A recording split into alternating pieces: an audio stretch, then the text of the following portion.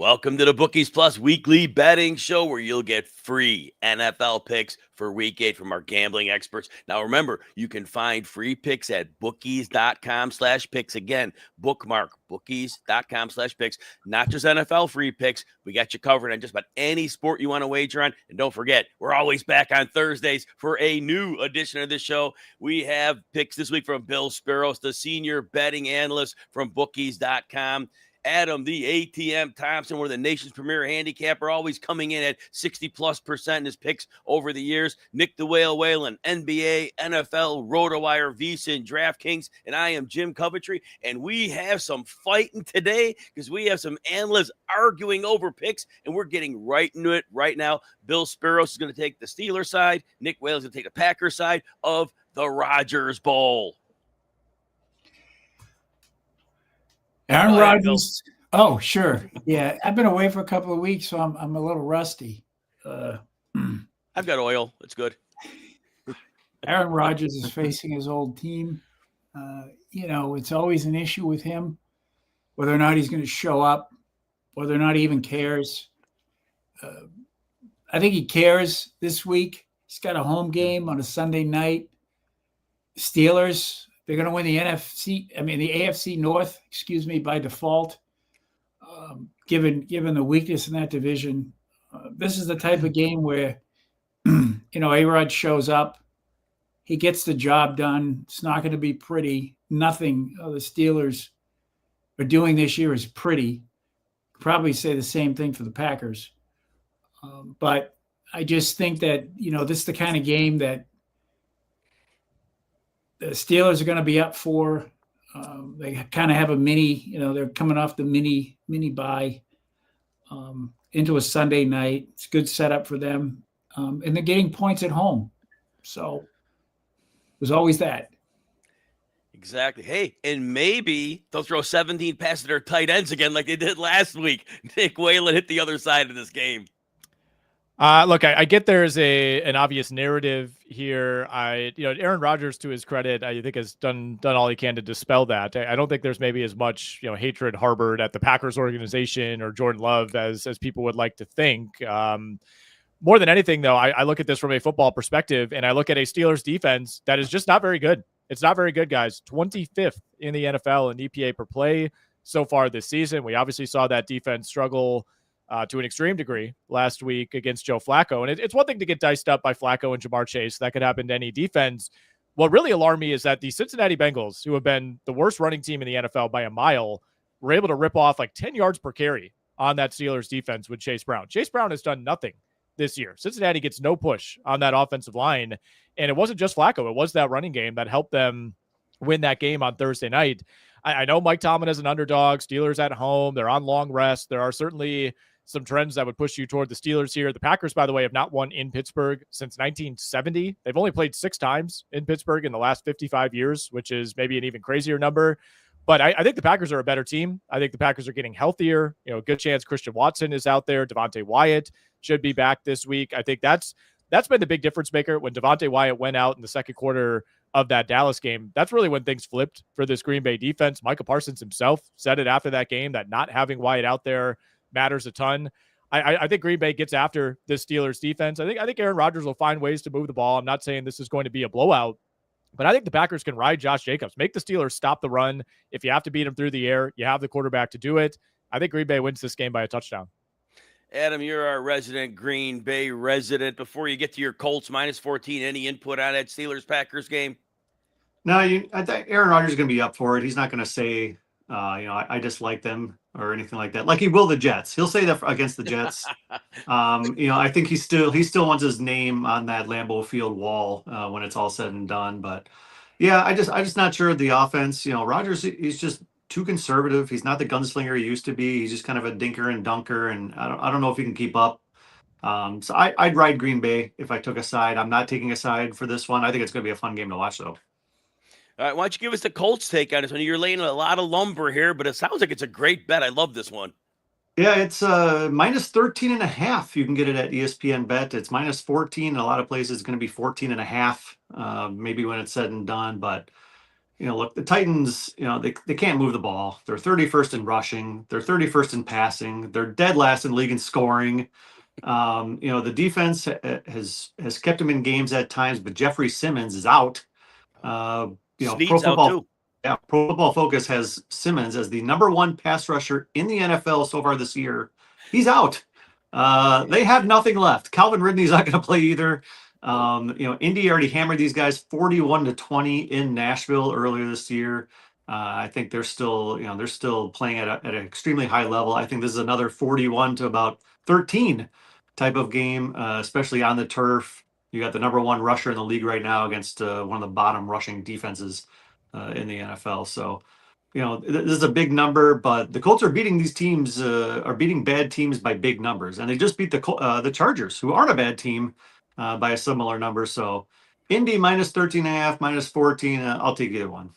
Adam, you look like you might be doing that alt line -19.5 on this one. Makes it real plus cash. Worth consideration. It would be worth consideration. Look, the reason there shouldn't be a letdown, these divisional games, teams usually don't not show up for divisional games. For the Colts, take this one seriously. I'm going to go with the Falcons -7. Some places 7.5. I don't care what the line is on this one because, look, Atlanta's at home. They're playing Miami. A, Miami's checked out. B, the Atlanta run game is electric at home. Algier and Bijan Robinson will do very well, as they always do. Well-blocked offensive line. And here's the deal with the Dolphins. They got some good pass rushers. They can't stop the run. Their corners can't stop the pass. If you sell out to stop the run against Atlanta, they got Drake London and to a degree Kyle Pitts. They can't do it. So, therefore, it's going to be free running on the ground. And then defensively, Atlanta might not have been able to handle the 49ers because the 49ers went downhill. That's exactly what the Dolphins can't do. This is a fast defense that uses simulated pressure, and that is exactly what Tua Tagovailoa, who's struggling, can't afford to deal with. I'm very confident that the Falcons boat race this one pretty easily. All right, let's go to round 2. We have got one fight and one agreement. We'll do the agreement first. Start nice. Bill and I like the Bengals. Bill, start out with the Bengals, and I'll pile on a bit. GIANTS. Jets. The Jets are off the hook. They're no longer the biggest laughingstock in the Big Apple, Gotham, tri-state area. The Giants have relieved them of that burden that they've carried for 56 years. However, they still stink. They're winless. They're headless. They're pointless. They're going nowhere fast. And you do not want to get between Joe Flacco in the end zone. To Nick's earlier point, he shredded that terrible Pittsburgh defense that's still going to grab a backdoor cover this week for 342 yards. And that's like 700 yards for like a regular quarterback. And the Jets are the Jets. It took the Giants giving up 33 points in the fourth quarter, the game which they led 28-6 or 26-8 or whatever it was with 6 minutes to play, to dethrone the Jets for King of Suck in New York. Bengals, whatever the number is, I'll take it. Same thing. And look, not that it matters, extended rest. The Bengals played a week ago Thursday, so they have the extra rest. Also, the Jets, we probably don't see Garrett Wilson. Not that it matters whether it's Tyrod Taylor or it's Justin Fields. Who cares? Cincinnati's defense, all they have to do is go stop the run because the receiving talent is just poor. And Sauce Gardner has a concussion, didn't practice Wednesday. That puts him at the very best chance of playing at 20%. He's not playing. So all that said, Jamar Chase and T. Higgins are going to be facing Brandon Stevens. Remember him from those Baltimore days? They would torch him every time they played. And Michael Carter is the slot corner. He's healthy. Well, great. He gets played slot against who? Yoshivas? It's going to be T. Higgins, Chase all day. Lay as many points as you want on this one. Bengals take care of business. All right. Nick, you're like the villain today. You're starting fights here. You're going against everybody. So you're going to start off here. You're going to tell us why you like the 49ers. Then Adam's going to give us the Texans side of this one. Yeah, I'm very curious to hear the case for the Houston Texans, who are slight favorites here. They are at home. San Francisco obviously, continues to just have injuries stack up week after week. It's not looking great for Ricky Pearsall to get back out there. It sounds like we'll probably have another Mac Jones game, some more defensive injuries for San Francisco. But the Niners just continue to go with this next man up mantra, and it continues to work. I think the Atlanta Falcons, to me, are a much more dangerous offense than the Houston Texans. And I know that game was at home last week, but holding Atlanta to 10 points, really containing Bijan Robinson on the ground. I don't really know what the case is for the Texans to score points here, other than, maybe you just exploit a defense that has all these injuries. But this has been the case for most of the year, and San Francisco has not had a massive fall off on the defensive side. We see it every single week with Houston, where this offensive line is just such a liability. I know CJ Stroud is not playing well. I think most of that is he's just instantly in a panic as soon as he gets the snap because he's got defenders all over him. On top of that, it doesn't look like Nico Collins is going to be out there for Houston. So I don't know who's catching passes. You got, a couple rookies and Jaden Higgins and Jalen Noel who are going to be asked to step up, but I don't think we see a lot of explosives from the Houston offense. I think San Francisco can kind of sit on that running game and contain Woody Marks and Nick Chubb. The Texans, or Seattle, I should say, was begging the Texans to hang around, to maybe even win that game the other night. They turned it over 4 times. Over and over, Seattle had chances to slam the door shut. They couldn't do it. They're putting Houston in plus positions, and the Texans just refused to take advantage. So you take Nico Collins out of the equation, even with all the injuries for San Francisco, I still think the Houston offensive line is the biggest liability in this game. So I will go with the team, to me, that has the coaching advantage, that has some momentum right now. I know it's a backs against the wall spot for Houston. You lose this game, your season might feel like it's over, but I will grab the 1.5 with the 49ers on the road. Adam, grab the other side of this game. Yeah, that all makes a lot of sense. And I if I put a confidence factor in this one, it would not be a 10. It would be much lower. In fact, I actually like the under. The more I looked at it, I think the injuries on San Francisco's side are legit. They're big. Especially on the really on both sides of the ball. But the Niners offense, it's basically how do we get Christian McCaffrey the ball 25 to 30 times a game, and they're finding ways to do that. But I think this Houston defense can actually stop that a little bit. They rank number 2 in the league in fewest receptions allowed to running backs, number 1 in fewest receiving yards allowed to running backs. I think that's going to force Mac Jones to do more than he's probably comfortable with doing. They still have a great defensive backfield, despite a few injuries. They also rank 5th in yards allowed to tight ends. So I think George Kittle, you can't really dump him off that much. So I don't think San Francisco is going to score a ton of points.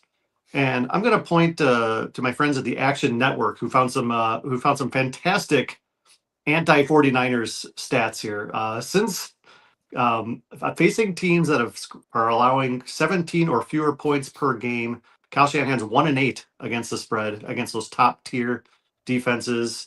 Since Christmas of 2 years ago, they're 1-13 against the spread coming off a win.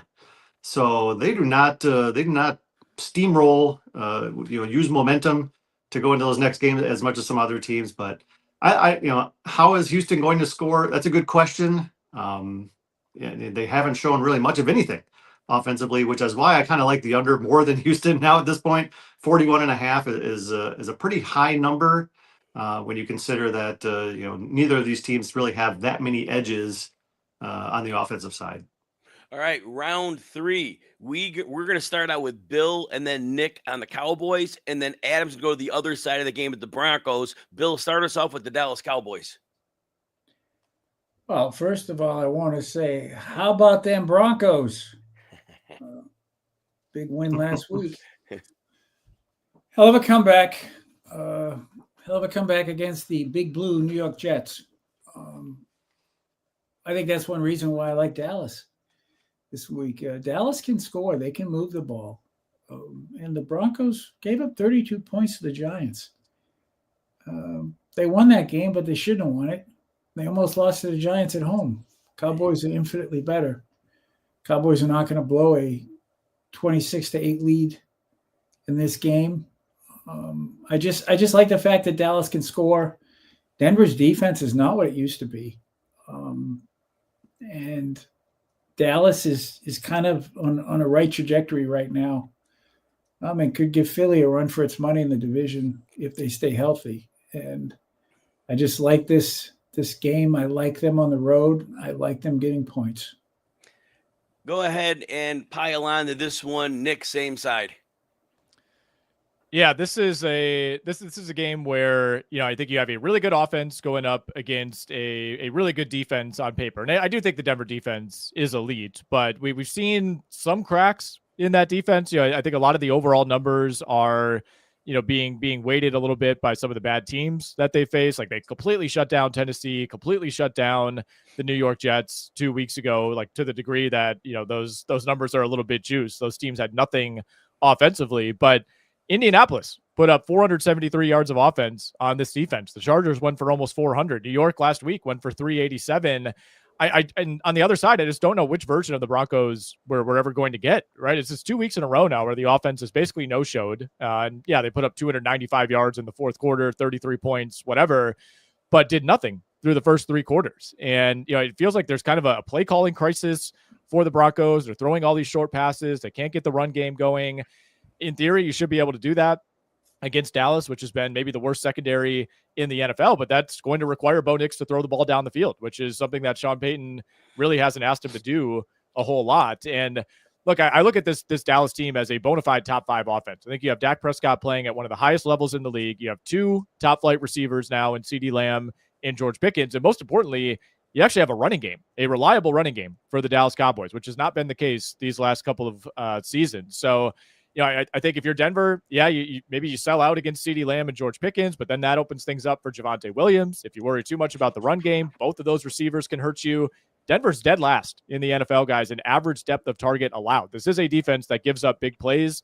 I think that bodes well for a Dallas offense that's hunting big plays. Adam, give the other side of this game. Yeah, I like Dallas's offense here. They're not here necessarily, but I like them overall. I mean, they're number 2 in scoring to the Colts. They gain more yards than any other team in the league. But indoor versus outdoor has been a big difference. On the turf versus on the grass has been a big difference for them. They're averaging 41.3 points per game indoors. Outside, 24 points a game. 1-3. Their only win was against the Jets outside. So, and they need that offense because the defense, kind of like how you mentioned, is statistically the worst in the league. They're 30th in points allowed, 30th in rushing yards allowed, 31st in passing yards allowed. It's hard to allow that many yards and be competitive. You have to score about 35 to 40 points. I don't know if they can continue that here. I agree. I think Sean Payton is getting raked over a little bit. I think people are realizing that these handcuffs, it's time to take them off of Bo Nix a little bit and let him at least throw it downfield, at least allow it, because they have offensive weapons. They have some, not to the level of the Cowboys or anything, but I think the defense can, if it can hold Dallas to outdoor grass numbers, I think they can win this game. I think Bo Nix can have a day against this defense. Honestly, Sean Payton's hiding his quarterback is what he's doing. He doesn't trust him. His footwork is his feet are never set when he throws. You have no clue where the ball is going. Payton knows that.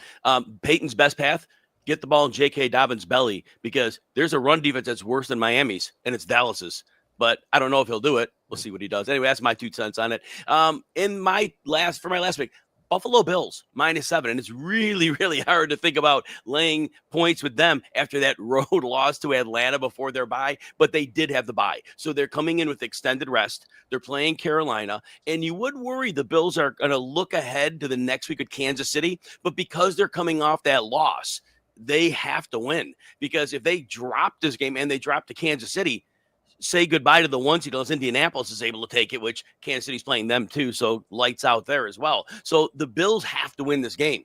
And Carolina offensively, I know they can run the ball, and I know the Bills can't stop it real well, but Josh Allen's going to put points up. Carolina doesn't get a pass rush. You can get the ball to the tight end in the slot, and Shakir and Kincaid have been playing at a high level. You attack them where it hurts. And then once the Bills get a lead, Andy Dalton's our quarterback. And I like Andy Dalton, but Andy Dalton will probably make more mistakes than good plays down the stretch. So Carolina's been feisty. They've been winning games, but Buffalo has to win this game, and that extra rest means a lot to me. Gentlemen, closing thoughts. Start out with Bill. You have 6 teams in the NFL that are tied for the best record against the line. A few are not surprising: Detroit, the Rams, Indianapolis. I think 3 of them are very surprising: Carolina, Seattle, and New England. Just goes to show that, the big names, the big teams don't necessarily mean a guaranteed win. A lot of people have made money betting on the Panthers this year. They've been undervalued. I think, this week is probably, you see the odds makers finally catching up. But, you had a run of almost 3 years where the Lions were undervalued almost every week and ran up the best record against the line. So I think the Panthers may become our hidden gem this year. Go ahead and give us our next closing take, Nick Whalen. Well, guys, I'm sure everybody has noticed that I did not have a total in my plays this week, so I'll use this time to just hand out a few unders that I like. For some reason, I haven't gravitated toward overs this season, but I am with Adam on that under 41.5 in Niners Texans. I think we see both offenses struggle there. Like under 44.5 in Falcons Dolphins. Certainly, this could be a huge explosive spot for the Atlanta offense, but it's also the Falcons, and they could completely falcon this game and struggle a little bit more than we expect. Either way, I think Atlanta has a really good defense, and they're going to give Miami trouble. I also like under 47, guys, in Bucs Saints. Don't expect a whole lot offensively from New Orleans. Tampa Bay going on the road, just injuries continuing to stack up for that offense. I think the Bucs get the job done, but I don't see this as a 30-plus point day for that Tampa Bay offense. So just a couple unders to consider on the way out. Adam Thompson, closing thought. Favorites in the early window this season are covering at a 65% clip. So favorites in the 1 p.m. Eastern games. NFC teams are covering at a 68% clip when they face AFC teams. Put those two trends together and you get one no-brainer, easy pick for this weekend, and it is Jim's Falcons over the Miami Dolphins at -7.5. Yeah, now my closing thought. It is on Sunday, National Tight End Day. And it might sound like a joke to you, but it is no joke. People were cashing massive tickets last year. There were 19 tight ends last year on National Tight End Day, 4th Sunday in October, with that 19 tight ends with at least 50 yards and 4 receptions. The touchdowns were through the roof. People playing round robins on tight end touchdowns were collecting on them. Every tight end was going off. And 2 years ago, we had 12 tight ends with at least 50 yards. So this is a thing. The 49ers team kind of made this thing up. 3 years ago, it started to become where the stats got padded. The last 2 years, the stats are through the roof. So what I tell you is this: bet some tight end touchdowns for your favorite tight ends that you know are productive. Definitely bet some yardage, some reception totals. But it is a real thing 2 years running, and it was a very tangible last year. Guys, how crazy is that?